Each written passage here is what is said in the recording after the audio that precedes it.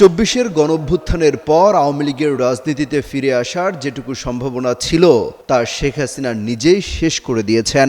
তার চরম দাম্ভিকতা এবং প্রতিবিপ্লব ঘটানোর দুঃস্বপ্ন পুরো দলকে বিপদের দিকে ঠেলে দিয়েছে, যার ফলে ছাত্র জনতার দাবির মুখে শনিবার উপদেষ্টা পরিষদের সিদ্ধান্তে আওয়ামী লীগের সব কার্যক্রম নিষিদ্ধ করা হয়। এখন দলের নিবন্ধন বাতিল করার প্রক্রিয়া শুরু হয়েছে।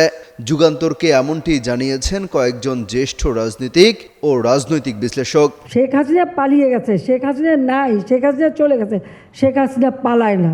তারা বলেন, গণ অভ্যুত্থানের মুখে 5 আগস্ট জীবন নিয়ে ভারতে পালিয়ে যাওয়ার সুযোগ পেলেও দেশে রেখে যাওয়া দল এবং দলের নেতাকর্মীদের বাঁচাতে কার্যকর কোনো পদক্ষেপই নিতে পারেননি Sheikh Hasina. Jamuna smart refrigerator, smart লাইফে স্মার্ট রেফ্রিজারেটর।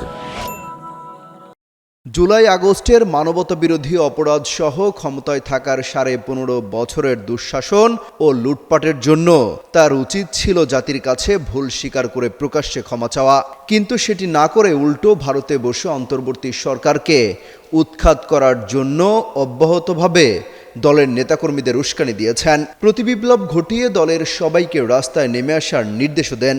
যদিও তার এমন উস্কানিতে সাড়া দিতে গিয়ে অনেকে এখন কারাগারে, বাকিরা নতুন করে পালিয়ে বেড়াচ্ছেন। আওয়ামী লীগের যাবতীয় কার্যক্রম নিষিদ্ধ করার সন্ত্রাস বিরোধী আইনের আওতায় আওয়ামী লীগের সব ধরনের কার্যক্রম নিষিদ্ধ করার সিদ্ধান্ত নেয় অন্তর্বর্তীকালীন সরকার। এর ফলে আওয়ামী লীগ নামে দলটির নেতাকর্মীরা বাংলাদেশে আর রাজনীতি করতে পারবেন না। শুধু তাই নয়, আন্তর্জাতিক অপরাধ ট্রাইব্যুনালের আইনে দলটির বিচার হবে। এই বিচারের আগ পর্যন্ত আওয়ামী লীগ ও তাদের অঙ্গ ও সহযোগী সংগঠনের সব ধরনের কার্যক্রম নিষিদ্ধ থাকবে। গড়ে হোল সংবিধানকে গণফোরামের প্রতিষ্ঠাতা সভাপতি ডক্টর কামাল হোসেন যুগান্তরকে বলেন, শেখ হাসিনা আওয়ামী লীগের পরিবারতন্ত্র প্রতিষ্ঠা করেছিলেন। তিনি দলের ভেতরে এবং দেশ চালাতে গিয়ে ক্রমেই একনায়ক হয়ে উঠেছিলেন, যে কারণে ছাত্র জনতার আন্দোলনের মুখে তাকে দেশ ছেড়ে পালিয়ে যেতে হয়েছে।